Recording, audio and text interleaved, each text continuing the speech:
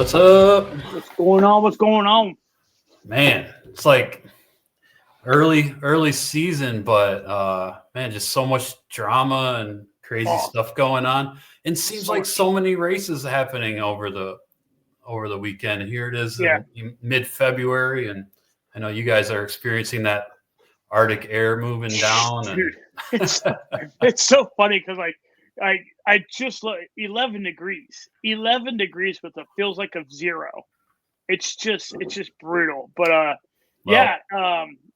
meanwhile, you got amazing races over in New Zealand going on. You got some cool stuff down in the Southwest, so. Yep. Yeah. And I hate to tell you, but I went for a run yesterday, and that sun was full send. Like it was in the 60s, and it felt hot, like ridiculous. Did it? Yeah. What does the temperature get up to in the summertime there? Well, in my neighborhood, probably around maybe a high in like mid 70s up to 80. Okay. It's not bad. It's not bad. So, anyways, yeah. So, like Johnny said, we have a lot going on. It was second weekend in a row that golden tickets were up for grabs. Yeah. And also there was some major drama that just unfolded from the Jackpot 100, the USATF World Championship 100, or USA. USA. TF, yeah, the track and field, but it was the road championship. Also, a big time FKT was set, and for those that have listened to the last couple episodes, you probably know what we're talking about, but we'll get to it. There was a milestone at a Yukon Ultra, which is really crazy. We'll talk about a very weird treadmill challenge that was just completed. I don't even know what the hell's going on with that thing. I can't wait. I can't wait for our viewers on YouTube to get to see this. Yeah. And then we'll have to figure out a way to share it out to our listeners so they can go find it. So I can put it in the show notes on the podcast. Yeah. So interesting. And for our 3 T's, we're gonna be talking lube, folks. We're gonna be talking good old lube. A necessary evil in ultra running. All right, well, let's get into it. New Zealand, Tarawera. There was some golden tickets up for grabs in the 100, the 102K. They do also have. This is by UTMB, by the way, Tarawera. They do also have a 100-miler that we should just go over the results really quick. So Sam Harvey from New Zealand won for the men in 15 hours and 16 minutes. And Kamino Miyazaki from Japan was first for the women in the 100-miler at 17 hours and 40 minutes. Now we should go to the 102K, which is the main race. Like I said, there was 2 golden tickets up for grabs for the men and 2 golden tickets up for grabs for the women. And no surprise, but the New Zealand legends, Ruth Croft and Daniel Jones, both won in their respective divisions. It was Ruth's 3rd victory in 4 years at Tarawera 102K, and Daniel Jones has the trifecta, 3 straight. And as far as the golden tickets go, let's see. So Ruth Croft was first, Caitlin Fielder was second, and Ruth's time was 8:24. Caitlin Fielder was 8:30. Beth McKenzie from the U.S. was 8:46, and Helen Mino Faulkner was 9:03 for 4th place, and Nancy Zhang from New Zealand was 9 hours and 10 minutes. And why did I say down to 5th place? Well, so Ruth Croft declined the golden ticket from 1st place, and then 2nd place accepted, So Caitlin Fielder accepted. Beth McKenzie, I believe she was ineligible because I think she had a doping violation at some point ago. So I guess if you've ever had a doping violation, I don't think you're eligible, or maybe there's a certain time limit on a number. Yeah. I'm not sure. And then Helen Mino Faulkner declined in 4th, so it rolled down to 5th. Nancy. Dang. Yeah, pretty crazy. So, yeah. What's also really crazy is, all right, so it's funny because you and I have talked a little bit about like really like the different levels of elites that really race. You know what I mean? Mm-hmm. Nancy beat Juliet by like less than 30 seconds. 9:10:13 and 9:10:40. Right? So imagine being Juliet or even Lodi Brinks. Like look at that, 9:10:48. Wow. Imagine that was a sprint to the finish. Yeah. Imagine being one of those two and just being like, fuck it. It's what's the difference between 5th, 6th, or 7th at this? Yeah, like no chance for a golden ticket. Yeah, like you know what? Like just say jogging in with them. Yeah. And then all of that kind of unrolls, and you're like, oh my God, I just missed a golden ticket. Yeah, and one thing that we're maybe overlooking too is that Ruth Croft's time of 8 hours and 24 minutes is a course record. Yeah. And she was nearly 50 minutes faster than last year. So she took off a huge chunk of time off of her previous record. So wait. Hold on. Last year was her course record also? I believe so. Yeah. Let me wait, hold on. If last year the previous record was what? The previous record was over 9 hours and change?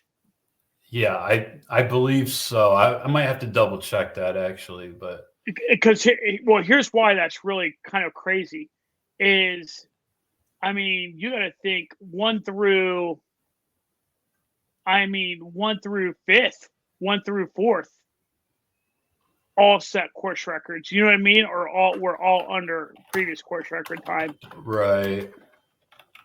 Yeah. Well, wait. It just says nearly 50 minutes faster than last year. Right. That's why I don't know if. Yeah, I don't think that's a course. I don't think she's breaking back-to-back course records. Yeah. Yeah, we'll have to fact check that. Regardless, fast as fuck. Yep. Okay. Now let's move on to the men's. Like we said, Daniel Jones, he also set a course record. And let's see here. In 7 hours and 17 minutes. And that's 30 minutes faster than his winning time from last year. So I don't know if last year was his he had a course record. I don't know. We'll have to fact check that.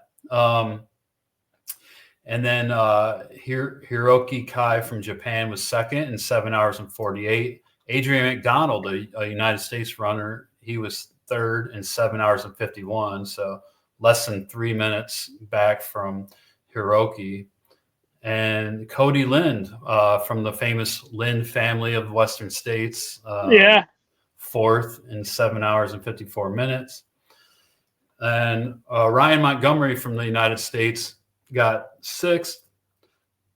So pretty decent showing by U.S. runners over there for the 102K. It looks like, Daniel Jones already has an automatic entry in the Western States for this year due to his top 10 from last year. And Kai and McDonald, so second and third place, accepted the golden tickets for the men. What's crazy is, as far as the men's race goes, I think the crazy part for me is like Daniel Jones must train on that course, like that part of the course, on a regular basis or something. You would think. I mean, like I don't know. I mean, like he won by 31 minutes. I mean, he like that's a dominating win, first to second. You know what I mean? Like that's not even close, man. Like that is an ass whooping that he put on. Yeah. On the field. And what surprises me is how much better both Daniel Jones and Ruth Croft did this year as opposed to their winning times last year. It must have been a horrific year last year. Yeah, maybe. Yeah, I will double check that too, and maybe we can go over it on the next episode, see what the previous course records were. And then in the 50K, Hayden Hawks dominated the 50K. Yeah, pretty cool story. In fact, I lost my place. I got to pull it back up here. His time was 3 hours and 18 minutes. Golly days, dude. Just crushing it. That is insane when you think about how fast that is. Yep.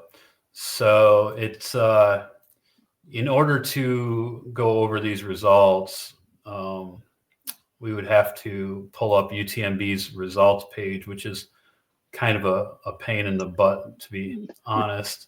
You're just going to have to trust us that he ran an amazing time and just dominated. Yeah, he did. And Robbie Simpson was second, 3 hours and 20. Michael Voss third, 3 hours and 23. Those are all really fast 50K times.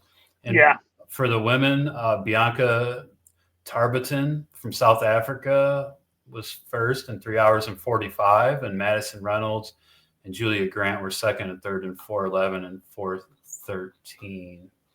Let me see if this page says the previous records. Let's see here. No, it doesn't. Okay, let's move on to Jackpot. Baby. So Jackpot is this race. Aravaipa actually puts on this race. They have a live stream and everything. And there's a whole bunch of different events. And it's like I think there's one specific course for the 100-mile USATF road championship.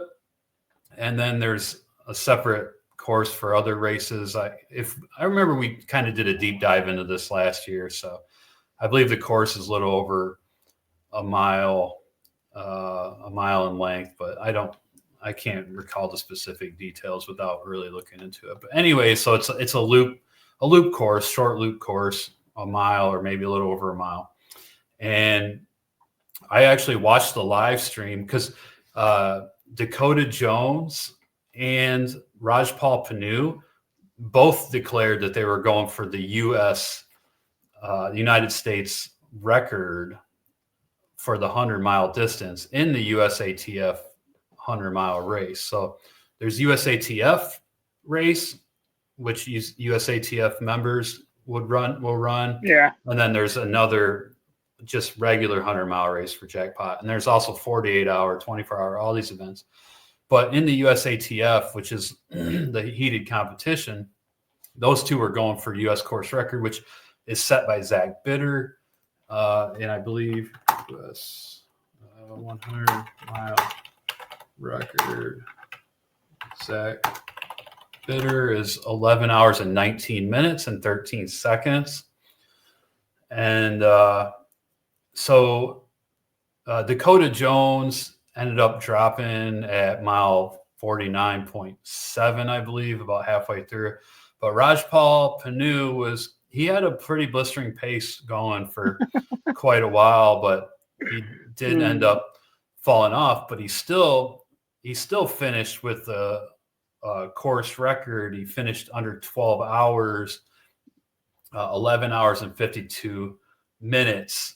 and that's the second fastest American 100-mile time. So, and then just in last minute show prep for today, we're actually recording early this week. I saw that crossed out about Rajpal Panu. I'm like, why is his why is this crossed out? Yeah, why is his time crossed out? Well, it turns out that he was disqualified from the USATF 100-mile road championship because the shoes he competed in exceeded the maximum allowable stack height. He was wearing Hoka. Let's see. Hoka Skywards. Hoka Skyward. Yeah. So I had never even heard of that shoe, but apparently the stack height is the maximum allowable is 40 millimeters from USATF Rule 143, Section 3I, which governs the thickness of the sole at national road championship events. The Skyward has a stack height of 48 millimeters in the heel and 43 millimeters in the forefoot. So, dude, crazy. It's so like having a rocking chairs on your feet.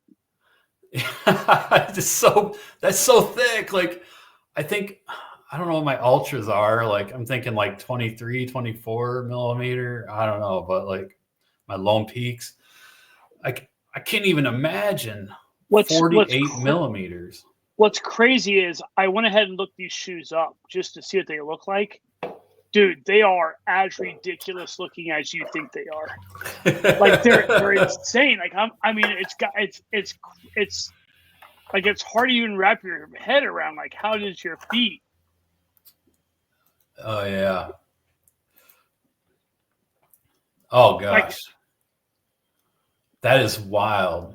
It's like, I mean, you could like, I don't know. You think you'd be really vulnerable to like breaking your ankle on those things, but just because of the distance off the ground, if you rolled your ankle, oh my God. Like, could you imagine if you're like, I mean, these are obviously road shoes, right? So like the closest thing I can think of is like if you run in like, I can't say older cities because hell, I have it in my neighborhood. My neighborhood's only a couple decades old, but it's like when you get a little too close to like, when the road kind of meets the gutter, right? And that little roll right there. Yeah. Dude, like, and these, like, dude, you like never mind your ankle. You're like blowing out a whole hip. Like you are going down. Like they are crazy thick. Now, in the comments, a lot of people are getting up in arms about him getting DQ'd over this. Yeah. But like, surely this is a rule that you know about, right? Or like this isn't a new rule. I saw somewhere it's been in the rule since 21. So it's a 4-year-old rule. I mean, plain and simple, if you're an elite athlete and you're competing in the USATF, you should know the rules going into it. But you know, he probably just didn't even think anything of it. Like, oh, I'm just going to buy these Hokas and I'm going to run in these Hokas. You know? Yeah, I just don't know how you don't know. You know what I mean? Like, kind of like you're saying, though, as an elite, it's your job to know these things. It's just like when athletes are like, well, I didn't know what was in that supplement. I was just taking supplements. Like, dude, it's your body. It's your livelihood, man. It's your job to know that kind of stuff. So, yeah, I'm looking at his Strava or his Instagram account, but I don't see any responses from him yet. Yeah. That's got to be heartbreaking though, man, because like you and I said, watching him finish. Oh, dude, like, he coming into the finish line, like you can tell he really gave it everything. He's just, there's a little video of it. He's just like wasted. Yeah. So yeah, just crazy drama. So we can go to the results. Since he was DQ'd, first place rolled down to Cody Poskin in 13 hours and 26 minutes.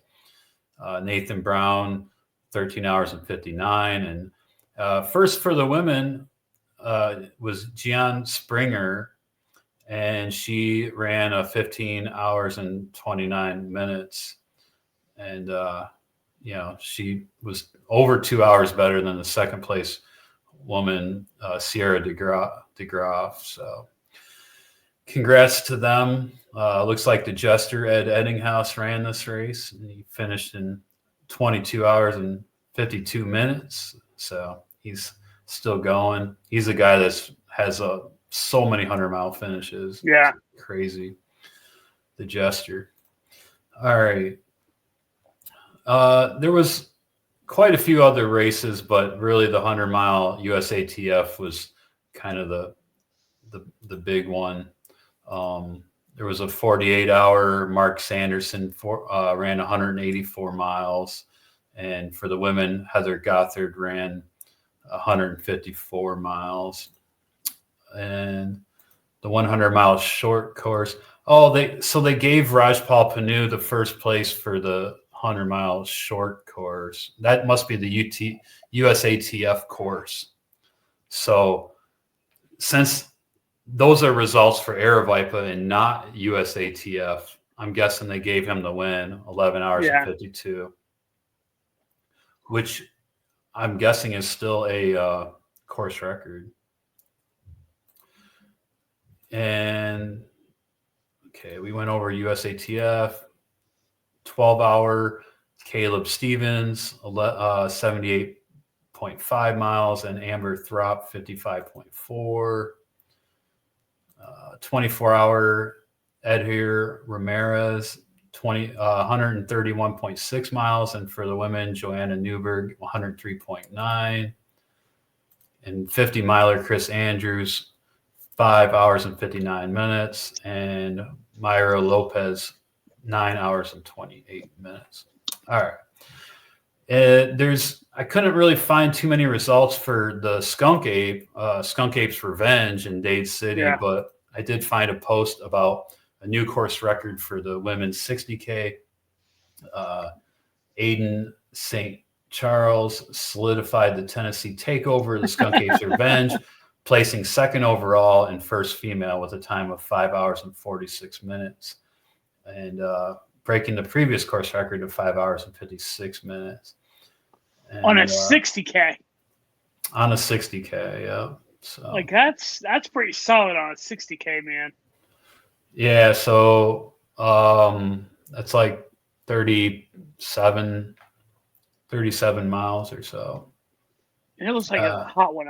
Full sun, you know what I mean? I'm sure down in Florida, yeah. So congrats to her. Skunk Ape is one of those cool race directors. Their setup and everything was really, really cool for their race, and their website has some pretty unique stuff. And also, I want to say congrats to Charlotte, costume chick. She dressed up like a chicken at that Farmdaze 24-hour race, which is outside of Savannah, I guess. And she completed her 299th Ultra. So we're actually going to get Charlotte on the show here in a couple weeks. She's going for her 300th Ultra this weekend. So it should be cool to see her get that done.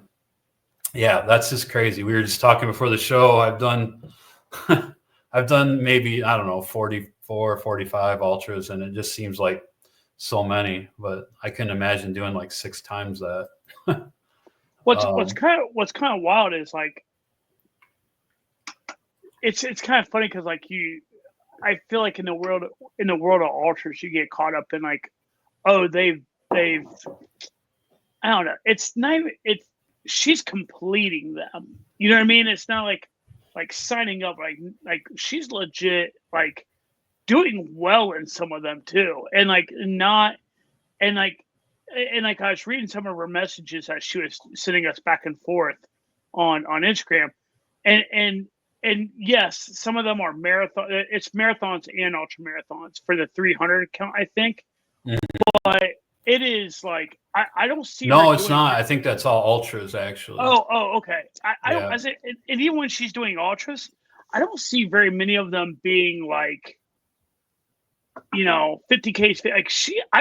I see her knock out a handful of hundreds a year. It feels like they're usually longer. Yeah. Yeah, like she is. Or timed events where you can put up. 50 to 100 miles. Yeah. So she's putting in like legit, like it's a lot of miles. Cool it's kind of cool to watch. You know what I mean? Like, heck yeah. So, yeah, congrats, Charlotte, and we'll talk to you soon. Catch you on the flip. Rocks and Roots Part 2. Right so down the road. They have one race in January, then they have a Part 2 in February. Not sure what the difference is, but But the 50K, this is at Alum Creek State Park, kind of close to where John lives. And first place for the men was Alec Klein in the 50K in 5 hours and 39 minutes. What would first place for women was Abby Horvath, 7 hours and 36 minutes. What would the weather have been like Saturday? It rained on those poor motherfuckers all day. Yeah. And I don't. Have you ever ran the Rocks and Roots course? Mm-mm. Dude. I've never ran at Alum Creek. I ran at Delaware State Park. I did the possum event. Yeah. Not only did they get they literally got not only did they get rained on all day long, when the race started, it was probably they probably started on like sheets of ice. Oh, it was when because I drugged my lazy ass out of bed at like 9 o'clock, 8 o'clock, 9 o'clock to go get a little shuffle in, and stepped out. I literally stepped off of my front porch, stepped onto my sidewalk. I'm like, nope, fuck that. And like the sidewalk is icy. I had a sheet of ice on my Jeep windshield. I'm like, I'm not running this bullshit, and walked right back in the house. Oh man, that's brutal conditions. And they are. I mean, like you said, they are 20 minutes down the road from me. There's no way they did not start with ice, and then it legitimately proceeded to rain all like the entire time of it because it's a 50K, right? So and that place gets muddy, like you said, like punchy climbs. Yep. And so if they ran the course the way I kind of know how, like the only way I know where to start runs from there, which I know there's a bunch of trailheads, but like there's a section of it that starts around like his retained, like his fishing pond, dude. I mean, there are probably still shoes and socks out there to go retrieve. Yeah. I mean, so yeah. Well, go ahead. The Horvath name sounds really familiar, though. Like I wonder if she's from Dublin. Yeah, I think she was the only woman that ran the race. I think you're right. The other funny part is that race only had 17 finishers. The 50K, yeah. There was a 40K and a 30K and a 20K and a 10K, which may have had more people, but we're really focused on the ultra. But Shirtless Drew was one of the ones that ran the 50K though. Oh really? Yeah. Okay. So that's cool. Good stuff. Think That's he was funny. shirtless that day? I guarantee he was shirtless, actually. Oh man, that's pretty good. I would be willing to bet. I would be willing to bet a couple. I will bet pennies to dollars. He was shirtless that day. Okay. I can't think of many times I've seen him not shirtless and running. Well, snow, ice, rain. Yeah. Let's go. Reminds me of the guy in Detroit that like drove his car for like, I don't know, like a couple of years straight as a convertible. And he drove, no matter what the weather was, he drove with the top off. And it was like the polar vortex. It was like 4 degrees out and, less or sub-zero. Anyway, the next few races that we're going to talk about were also affected by that rainy weather that Johnny was just talking about. Lake of the Woods 50K in Farmersville, Ohio. One of my Strava friends from Michigan, Steven Sensoli, I kind of messaged with him on his post, and he said it was the craziest mud that he's ever seen at a race. It's a 5K loop course. We talked about this one last year, actually. But he said he has no idea how the top finishers of this race were able to run such a fast time with the muddy conditions. But Alec Klein was 3 hours and 59 minutes, and Abigail Chameleon was 6 hours and 16. But yeah, like the second place male, River Spicer was 4 hours and 40 minutes. But so the winner went sub 4 and was crazy. I mean, I think it's a pretty flattish course, but it's in like a southwest or Midwest Ohio, Midwestern side of Ohio. So, and then I was trying to think where that was actually. Yeah, it's like east of or west of Columbus, like almost like going almost to like Indiana, like out that way. It's way out. Yeah, it's way out there. Nice and you're right. It is nice and flat out there. Hey, shit for hills out there. Yeah.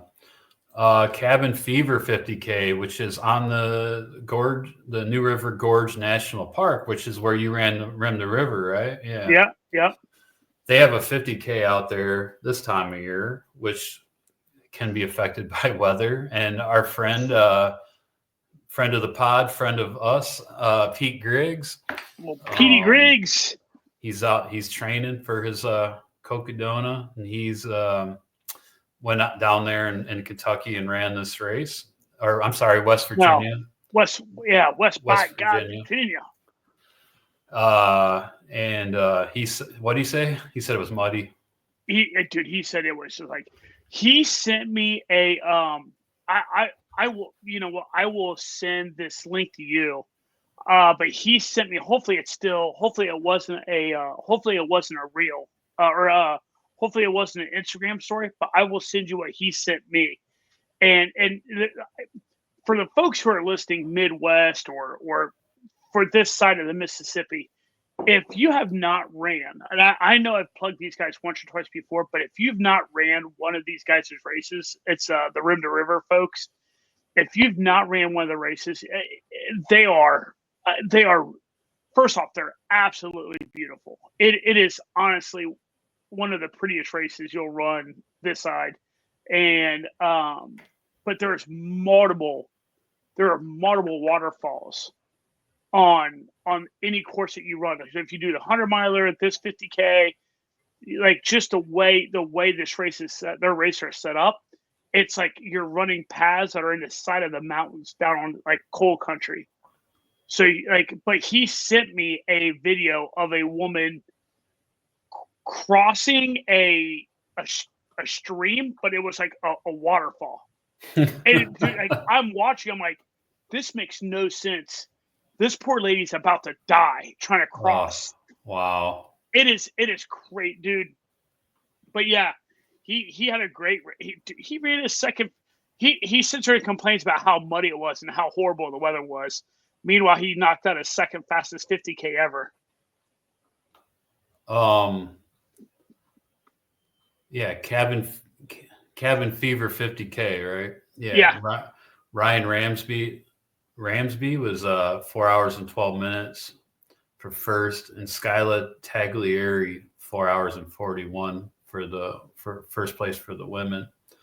I'm looking for Pete's name in here, and I don't. Oh, okay. I didn't scroll down far enough. Looks like, yeah, he was 6 hours. Here he is, 6 hours and 25 minutes. So for a muddy, wet course, that's pretty awesome. Nice job, Pete. Okay. and actually there was a pretty good amount of finishers in this race, 224 finishers. Yeah, they put on a pretty big show. Yeah. FOURmidable 50K, which is, I believe that's in Cool, California. Let me just double. Yeah, Cool, California. Josh Park was first in 3 hours and 43 minutes. And he was literally like 30, about 40 seconds faster than second place Casey Campbell.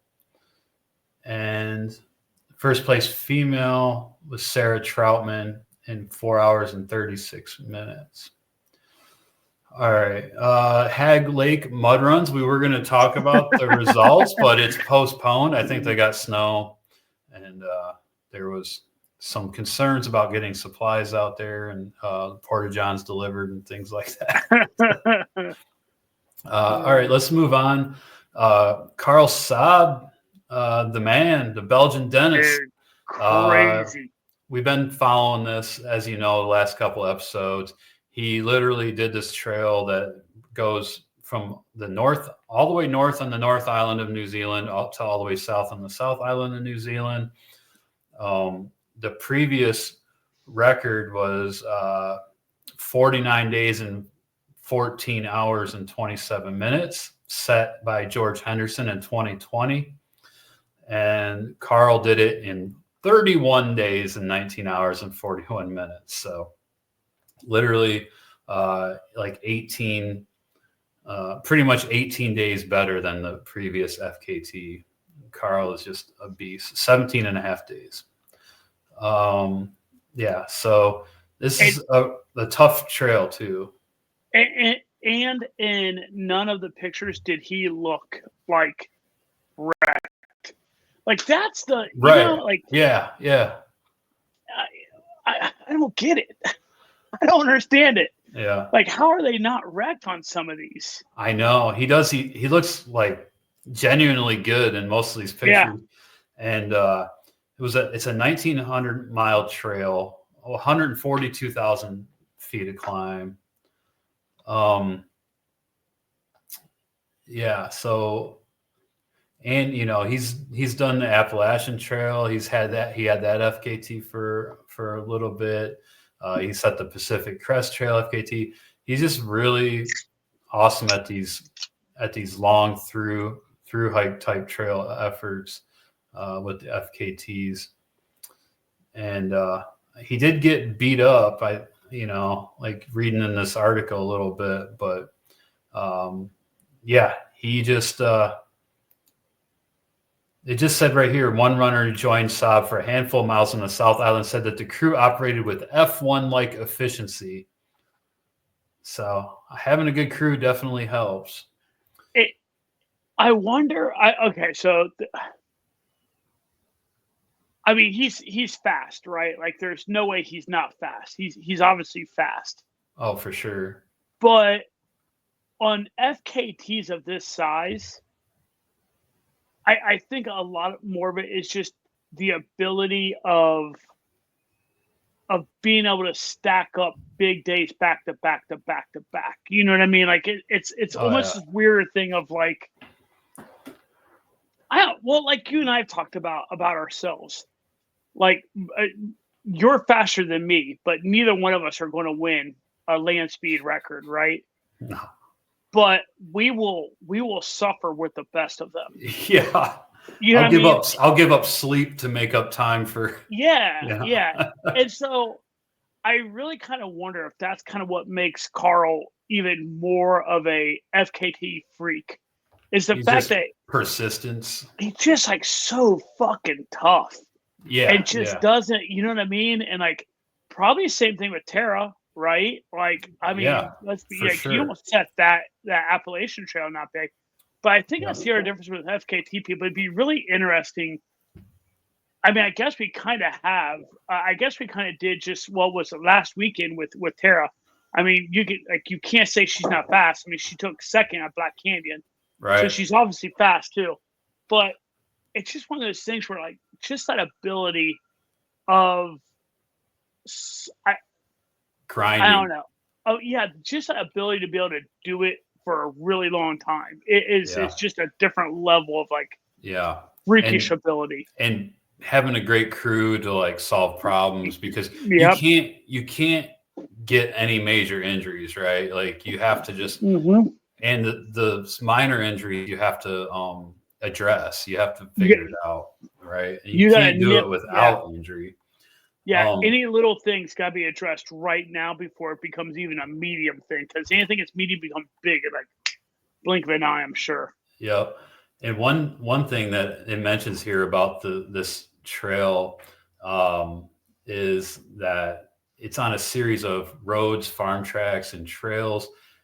It's logistically challenging. It involves crossing Cook Strait between the two islands on a boat, as well as countless river and estuary crossings, some of which Sabbe used a pack craft to complete safely. It also included a 71-mile section on the Wanganui River that Sabbe completed in a kayak. So yeah, kind of cool. It's crazy. Yeah. It often entails overgrown, rooty trails, deep river crossings, mud, incessant sand flies, and slow travel. It's estimated that 2,000 people walk its entirety each year, 70% of them coming from overseas. So look at this picture right here. Just walking through this high brush or like a water type plants. Almost looks like wheat in a weird way, doesn't it? Yeah, like wheat up to your head. Yeah. Those sand flies must be. Oh, dude. It's funny you pull that picture up because that's actually the exact picture I was just there looking at. Like, this makes no sense. Like, how do you even stay on course? I don't. Yeah. It's so weird. So, anyways, yes, Karel is the man. He got it done. So, congrats to Karel. There he is. He's chugging along. One other FKT of note, just because it's in the north of the Bay Area there at Point Reyes. There's a Point Reyes loop. It's about 36.39 miles with 6,900 feet of climb. And Joseph Roldan just set the unsupported male FKT out there in Point Reyes in 4 hours and 57 minutes. Basically crushed the previous unsupported one by almost 2 hours. That's like pretty. Like I've been to Point Reyes, and I'm just surprised you can get over 6,900 feet of climb and just this loop. But looking at that map, it looks like there's some upsies and downsies. It is, and this is all like a cliff. Like this is like cliffs and stuff. So you're up and down those cliffs. All right, let's move on to some news. Mathieu Blanchard, Canadian ultra runner. Well, he lives in Canada. I think he's originally from France. He just became the first person to complete the Yukon Ultra 600K on foot, 7 days and 22 hours. That just looks, that picture of him just standing out there looks so cool. Like, so that's in the Yukon territory, like way the hell up in, it's the Montane Yukon Arctic Ultra's inaugural 600K. So it was the first year they did the 600K. Temperatures plummeted to minus 40 degrees Celsius. And I mean, this is just talk about being in the middle of nowhere, I think, which is like the coolest thing about this. But, the mental like fortitude that takes. Because like you are isolated. Like that picture, weirdly enough, like that picture right there is like, that would weirdly be haunting to me. You know what I mean? Like whenever that person's not out there taking a picture, dude, like it's just you and like snow and nothing else as far as your eyes can see. Yep. Like that is. Look at that. Golly, That's just so cool. Yeah, there's just nothing. Just nothing. And this is all from the Canadian trail running or running magazine in Canada. So let's see here. Before this year, they offered 3 distances: a marathon, 160K, and a 480K. And 37 runners set out at temperatures minus 22 degrees Celsius. They pulled sleds packed with food and survival gear for the 340K, then turned around and retraced their steps. They had the option of running, fat biking, or traversing by cross-country ski. And the overall winner, the only finisher ahead of Blanchard, was American Harm Faringa, who completed the race by bike. So there's all his gear, snowshoes, and that's actually a pretty cool. Mat. It's a pretty cool layout right there, actually. Yeah, super cool. Like, again, I just don't even know. Like, it just takes a special kind of mentality to be able to do stuff like this. That's a whole nother level, dude. Yep. I mean, there's a video, Instagram video. Yep. And you just can't get sweaty, No. All right, let's talk about this treadmill survival run, okay? Dude, laughed so hard at this. What is even going on here? I don't know. It's so funny. It's just like. So this dude, those of you who are just listening on the podcast, you can't see the video here. So this dude did this treadmill challenge where it's 24 hours, 205 kilometers with no music, no breaks, and no distractions. So it's this dude versus the treadmill, and it's called the survival run, and he's been working on doing it for 2.5 years. He's a French artist, and interestingly, he's running on this like state-of-the-art looking treadmill in like a dark room with just the light on the treadmill, and then there's these like huge blades turning on a wheel like behind him with like Roman numerals like clock. Like, so if he like falls back, he's gonna like go into these blades. I don't know. I mean, it's just art, but it looks pretty crazy. It's pretty funny, yeah. So somebody said, how you eat? I think energy gel not enough for 24 hours run. You need refueling properly to do this. And somebody said only drugs. No break, not even to potty. He did have toilet breaks. So it is just kind of like, I don't know. Somebody said, imagine you forgot to take a pee before starting. Yeah. Too funny. But yeah, so that's a 7-kilometer pace. I just like the big corniness of it, of the big ass like blades behind him. You know what I mean? Yeah. It's just so over the top and so goofy. I don't know.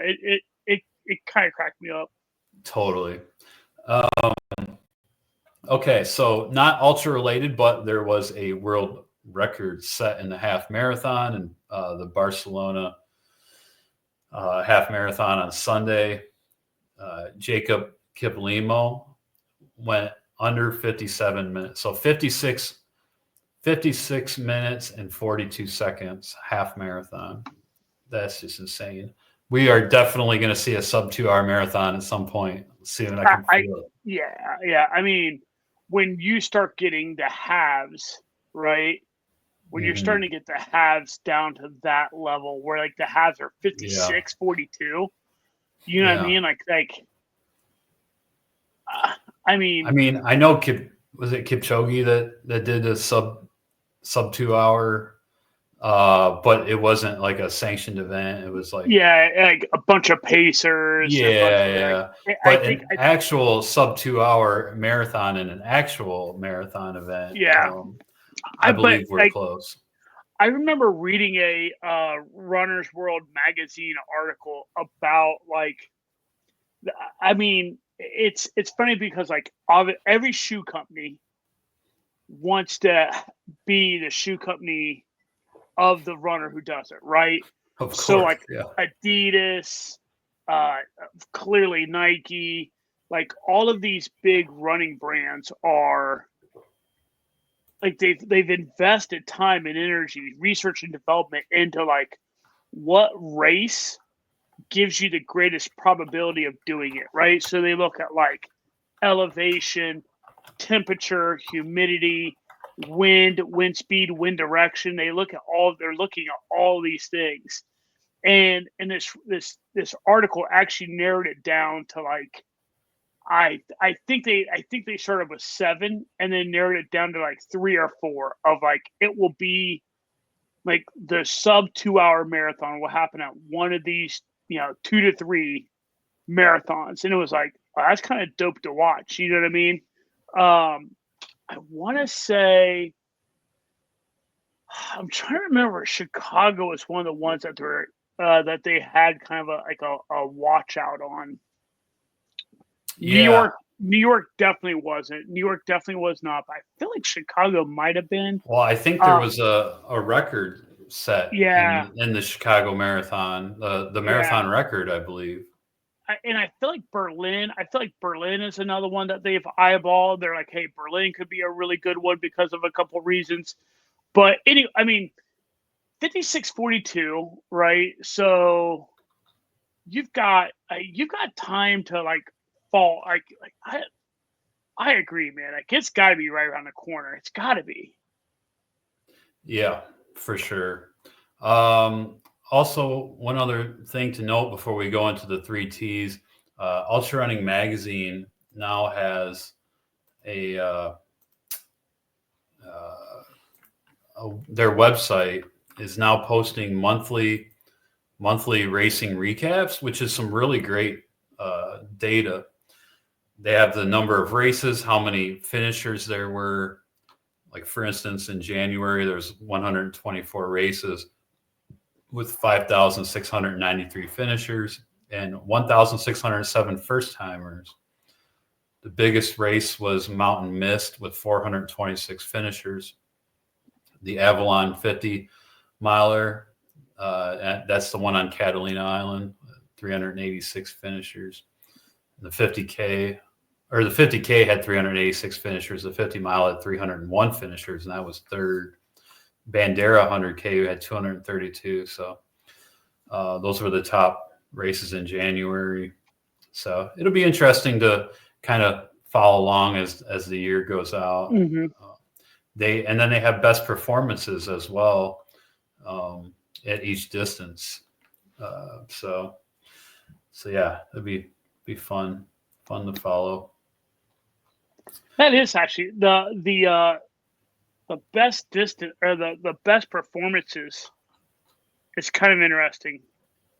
Oh wait, this is just per month too. This is just for January so far. Yeah. So we'll see. February will be interesting. There was a lot of big races in February. So Clearwater 50K. There,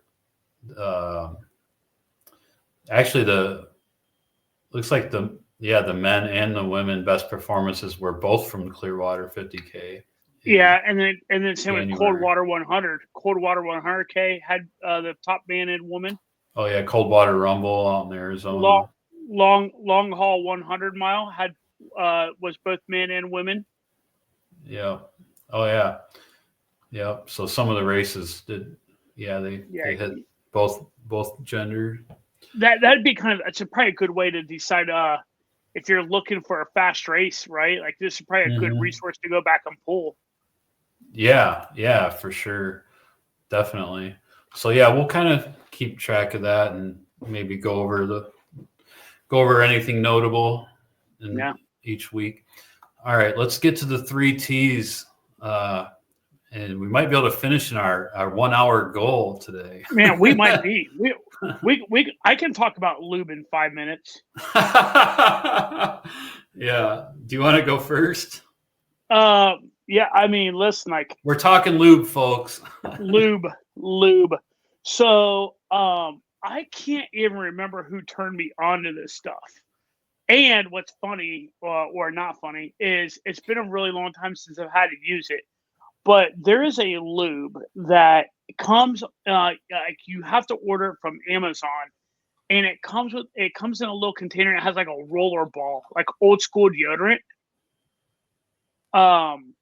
And like I'll have to try to find a tube of it that I have around the house somewhere, and send it out just so everybody knows. Or if you're looking for it right now, dude, it is honest to God. It is.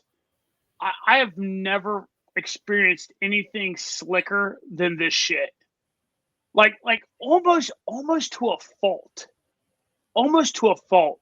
Because like you'll put it like, the groin and the crack and all that kind of stuff, but then like it's so slippery that like I shit you not, your short, like you'll feel your shorts like, get around the waist, like you'll feel like they're almost sliding down a little bit. So anyways, it is easily the best lube I've ever used in my life. And like I am also pretty lucky that I don't really need anything on my chest or back or sides or like that, but like I'll use this stuff a little bit. Like I said, the groin, the undercarriage, the crack, it is amazing. So while you talk about your lube, I will Google my lube, and then we can share with everybody our thoughts on lube. Okay. So yeah, lessons learned early in my ultra career, lube is necessary. Yeah. Yeah. So, yeah, definitely having compression shorts really helps, but it's still not completely enough. I think somebody told me about Body Glide, and I know that's one of the more popular products. So that's the one that I tried. Like some people, back then there wasn't many people using stuff like they were using Vaseline, and I didn't really like it because it was too, petroleum, like goopy. So Body Glide was perfect, right? Because it's dry like a deodorant stick. And it lasts a long time too. I've found like I usually only apply Body Glide once for a 100-mile race, and it's good, and I'm good. Yeah. So squirrel nut butter, I haven't tried it, but some people like squirrel nut butter. But one thing I'll say about squirrel nut butter is that if it's cold out, that stuff will freeze hard as a rock. Yeah. So if you're trying to get some out later in a race, like I think I was talking about my friend that had some, he needed it, and it was a Cascade Crest, and it froze. We were trying to thaw it out at the aid station. Somebody commented that you can put squirrel nut butter like, in your shorts or like a warm area of your body, and it will thaw it out. But I'm pretty sure we tried something similar to that, and it didn't really work too well. But yeah, so squirrel nut butter will freeze. Body Glide, like to me, Body Glide is just like the perfect solution. And I'm not, we're not sponsored by Body Glide or anything like that, but so I will. You can keep your Body Glide. It took me 2 seconds to find it. I sent it to you in a private chat. I listen. I will gladly take a sponsorship from this company. I am telling you, the stuff Two Toms Sport Shield. Listen, holler at your boy, Two Toms. I will gladly take money from, like, this is honest to God, some of the slickest shit I've ever put on my, like, it is ridiculously slippery, and it lasts forever. Listen, like, I when I ran, like, it is forever etched in my head. I remember when I ran Rim to River, I put the stuff on one time. I put it on in the morning, getting dressed for the race, and did not reapply. When I got back done with the race, was taking my clothes off, and like there were still slippery spots on my I am telling you, this is the well, it's waterproof, dude. It is ridiculous. I love. Do you use it for like longer training runs too? So you know what's funny is like I'm generally pretty lucky. It's funny because I've always ran in I don't always. I very often run in Patagonia. What is it? The Patagonia 7 trails or 9 trails? I think they're called 9 trails. I run in those are like the 2-in-1 boxer briefs built into the shorts. I run in those a lot. And I have rarely, if ever, chafed in those.